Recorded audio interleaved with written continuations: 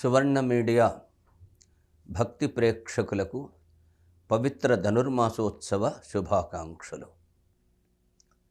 పవిత్రమైన ధనుర్మాసోత్సవంలో తిరుప్పావై వ్రతంలో 21 రోజులోకి మనం ప్రవేశించాం.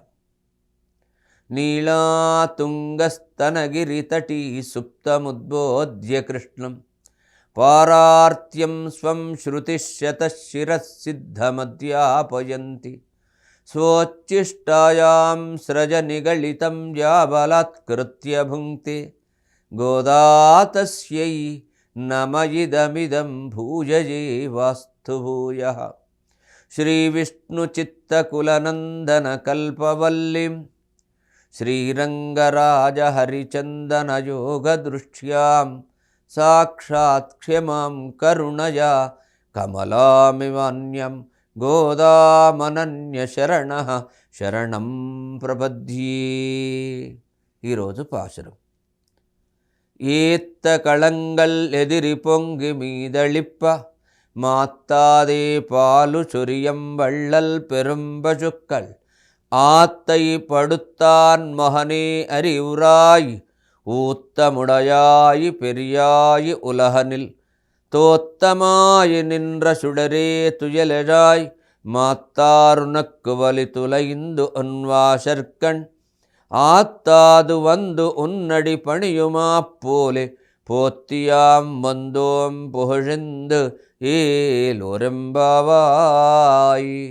ஏத்தி களங்கள் எதிரி பொங்கு மீதளிப்ப மாத்தாதே பாலு சொரியம் வள்ளல் பெரும்பசுக்கள் ஆத்த படைத்தான் மகனே அறிவுராய் ஊத்தமுடையாய் பெரியாய் உலகனில் தோத்தமாய் நின்ற சுடரே துயலராய் மாத்தாருனுக்கு வலி தொலைந்து உன்வாசற்கண் ஆத்தாது வந்து அன்னடி பணியுமா போலே போத்தியாம் வந்தோம் పుహుళందేలొరంబావాయి.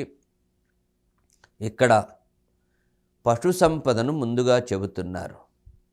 పొదుగు క్రింద పెట్టిన కుండలు పైకి పొంగి పొరలేటట్లుగా నిండేటట్టుగా పాలను ఎడతెగకుండా స్రవిస్తున్నటువంటి వళ్ళల్ పెరుంపశుక్కల్ ఉదారములైనటువంటి పెద్ద ఆవులు సమృద్ధిగా కలిగినటువంటి ఓ నందగోపుని యొక్క కుమారా అంటున్నారు. మేలుకో దృఢ ప్రమాణ సిద్ధుడా, నిరతిశయమైనటువంటి బృహత్వము కలిగినవాడా, లోకమున ఆవిర్భవించి ప్రకాశించేటటువంటి జ్యోతిస్వరూప, నిద్ర నుంచి లే. శత్రువులు నీ బలమునకు లొంగి ఆగలేక నీ వాకిలికి వచ్చి నీ పాదాలను స్తుతించడం వల్ల మేము కూడా ఆగలేక పొగిడి మీకు మంగళాశాసనం చేయడానికి వచ్చాం అని చెబుతున్నారు. ఇందులో మొదటగా చెప్పింది ఉదారమైన గోవులు కలిగిన ఓ నందగోపాల, నందగోపుని కుమారుడా, దృఢమైన ప్రమాణం కలిగినవాడా, నిరతిశయమైనటువంటి బృహత్వమును పెద్దరికమును కలిగినవాడా, లోకములో ఆవిర్భవించే ప్రకాశించే జ్యోతిస్వరూప, నిద్ర నుంచి లేయ అంటున్నారు. శత్రువులందరూ కూడా నీ బలానికి లొంగిపోయి ఆగలేక నీ వాకిలి ముందటికి వచ్చి నీ పాదాలను ఎలాగైతే స్తుతిస్తున్నారో మేము కూడా ఆగలేక నిన్ను పొగడి నీకు మంగళాశాసనాన్ని చేయడానికి వచ్చాము అన్నారు. నందగోపుడంటే ఆచార్యుడు, గోవులంటే వేదాలు, వేదాంగములు, వేదాంగములేమో దూడలు. మన కోరికలను తీర్చడం అనేది ఇక్కడ పాల కుండలు నిండుతున్నాయే, కుండలను నింపుట. గోవులు ఆచార్యులకు ప్రతీక, కుండలు శిష్యులకు ప్రతీక. ఆచార్యుని ఆశ్రయించుట, కుండను పొదుగు క్రింద పెట్టుట.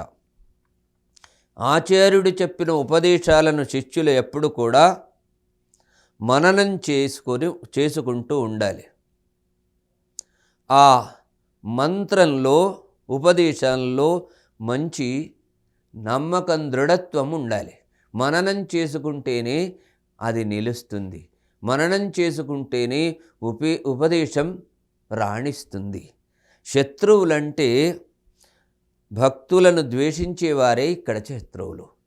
ఈ రకంగా ఈ పాశురంలో స్వామి యొక్క స్వరూపాన్ని, స్వామి యొక్క బలాన్ని, స్వామి యొక్క ఉదార గుణాన్ని, ఆయన బలాన్ని చూసి రాజులు ఎలాగైతే లొంగిపోయి వస్తారో అలాగే మేము కూడా నిన్ను పొగడడానికి వచ్చాం, నిన్ను స్తుతించడానికి వచ్చాం, నీకు మంగళం పాడడానికి వచ్చాము అంటున్నారు. మళ్ళొక్కసారి ఈ పాశురాన్ని మనం అనుసంధానం చేసుకుందాం.